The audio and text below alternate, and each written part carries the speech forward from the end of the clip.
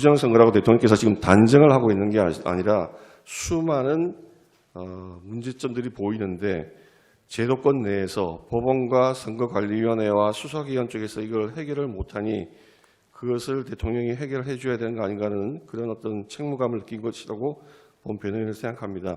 이렇게 이야기할 때 언론기관에서 어떻게 보도할지는 지금 보지 않아도 알 수 있습니다. 특히 예를 들어서 작년에 국정원에서 보안점검 때 그 엄청난 사례들이 나왔음에도 불구하고 언론기관에서 취재 경쟁이 붙지 않았습니다. 그동안에 4년여 동안에 부정선거를 주장하는 많은 시민들이 어떤 것을 주장하고 있었는지, 왜 그렇게 그 사람들이 생업을 내팽개치다시피 하며 매달리고 있는지 어느 메이저 언론, 레거시 언론도 보도하지 않고 시민들만이 SNS에서 그것을 문제 삼고 있었습니다. 과연 그들은 허공을 쫓은 것입니까? 이번에도 대통령께서 이것을 문제 삼지 않았다면 우리는 어느 정도 이게 침투되어 있는지도 모르는 상태에서 계속 진행이 되었을 것입니다. 작년에 국정원에서 보안점검 때 사전투표에 있어서 투표지 용지에 청인, 그러니까 무슨 선거관리위원회의 그 직인과 투표관리관의 사인이 탈취될 수 있다고 하는 그 가능성을 지적한 바가 있습니다.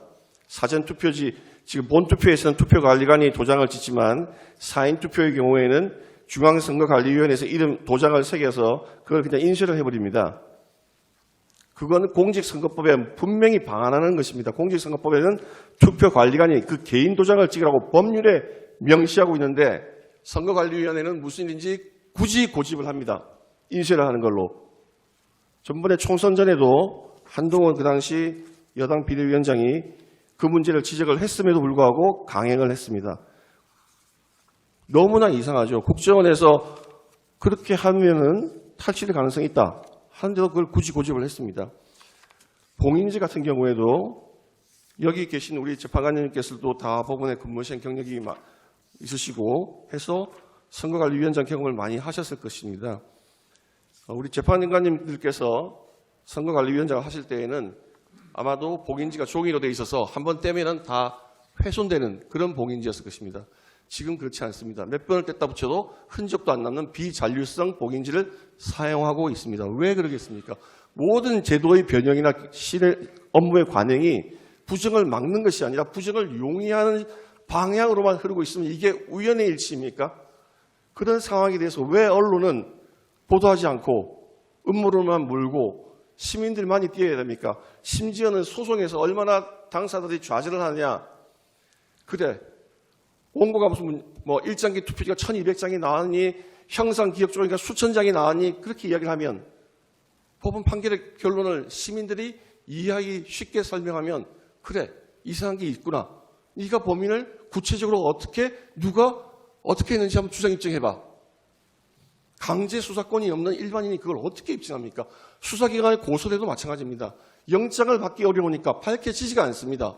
이 문제는 대통령이 아니면은 아무도 접근할 수도 없고 밝힐 수도 없는 상황입니다. 부지불식간에 대한민국의 주권이 잠탈될 위험이 있다는 것을 말씀을 드립니다. 그리고 지금 절차라든지 다른 부분에 대한 본안 변론을 하기에 앞서서 저희가 준비기일에서 말씀드린 게 있습니다.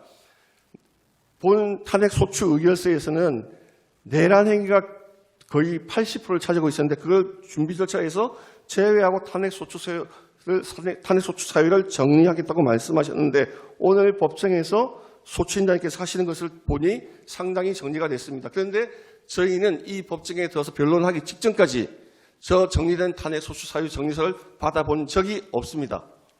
이거는 방어권의 심각한 침해이고 저희가 그래서 변론 준비 개시에 대한 이의 신청을 하면서 정리된 사유를 받아보지 못했으니 그걸 보고 변론을 할 수 있게 해주십시오. 방어권 보장을 위해서 꼭 필요합니다. 말씀을 드린 바가 있습니다. 그래서 오늘은 탄핵 소추 의결서를 기준으로 말씀을 드리고 차후에 간단하게나마 저희가 거기에 대해서 변론할 수 있는 기회를 주시기를 재판부께 간곡히 당부를 드립니다. 저는 이 탄핵 소추 사건이 위협하다는 점을 한 번 더 지적을 하고자 합니다.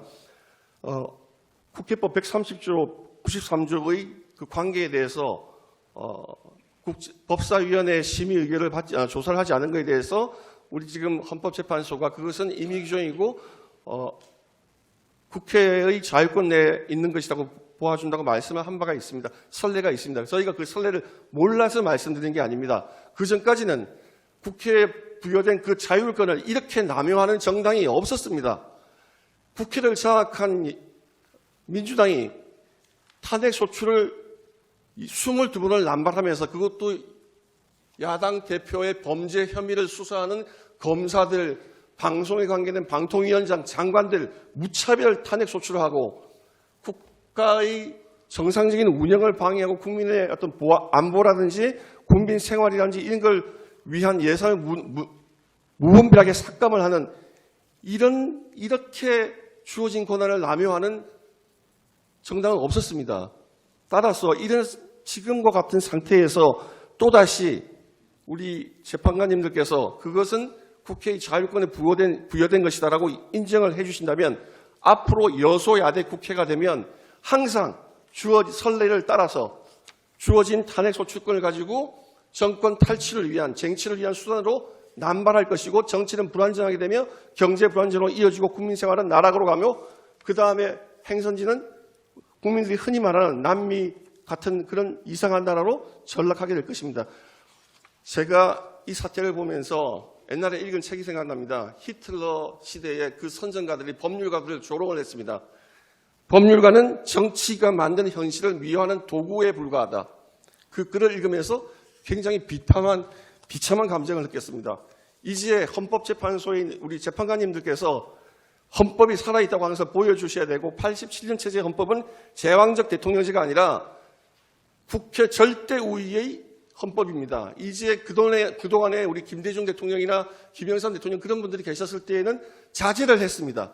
주어진 권한이지만 자제를 했어요. 탄핵 사건이라고 하는 것이 한 국회 4년 임기 동안에 한두 번도 잘 안 생겼습니다. 이번 국회에 들어서 22건, 그 대통령 탄핵하고 난 다음에 또 7건 돼서 29건, 이건 정상적인 상황이 아닙니다. 이제 우리 재판관님들께서 이 규정의 해석을 바꿀 때가 됐습니다. 법사위에서 충분히 조사를 하고 그 국회의원들 토론과 조사를 거쳐서 표결을 거쳐서 오고 해야지 그러지 않냐고 지금과 같이 무조건 탄핵 소추하고 소송 기록을 수사사건 기록을 가져와서 그것을 이 재판에 원용해서 쓰는 것은 국정문란을 초래하는 것이고 헌정을 문란케 하는 것입니다. 재판관님들께서 이제 그 해석을 바꾸셔서 헌정이 제대로 운영될 수 있게 해주시기 바랍니다. 그리고 지금 시간이 없어서 지난번에 시간이 굉장히 짧기 때문에 지금 오늘 말씀한 것 중에 몇 가지만 말씀을 드리겠습니다. 지금 대통령이 반성의 기미가 없다 뭐 이런 말씀하시는데 공소처는 수사권이 없습니다. 직권남용죄에 대해서는 재임 중인 대통령에서 소추할 수가 없고 수사할 수가 없고 내란죄는 수사권이 없습니다.